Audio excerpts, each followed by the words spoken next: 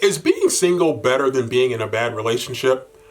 In many ways, it probably is for your mental health and for the mental health of someone that you might force yourself to be in a relationship with.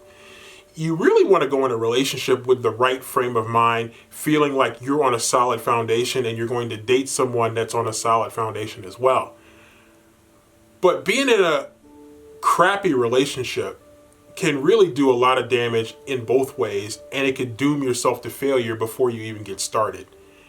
Being single was something for me personally that I've learned to deal with over the years because I've been single way more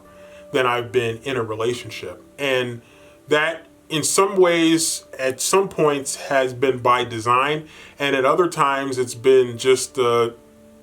way things have worked out, maybe in a not so good way for me, that I've had to learn to cope with and to deal with, as we all do. But when you think about weighing being in a bad relationship versus being single,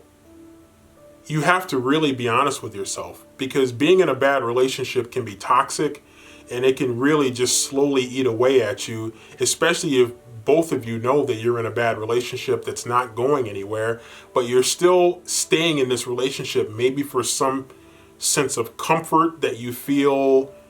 that you're not getting the full benefits of a positive relationship, but maybe there's a financial relationship there that's still working.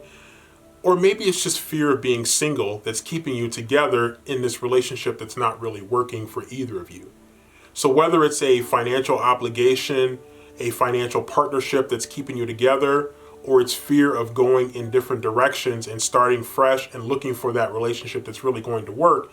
it almost doesn't matter, because either one is going to probably end up being bad for you.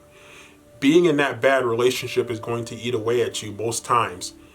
Whereas if you work at being single, and yeah, I did say work at being single, but if you work at being single and you find yourself in a comfort zone being single, and it's a fine line because you don't want to get so comfortable being single that you become bad for a relationship, but if you find inner peace that you can be single,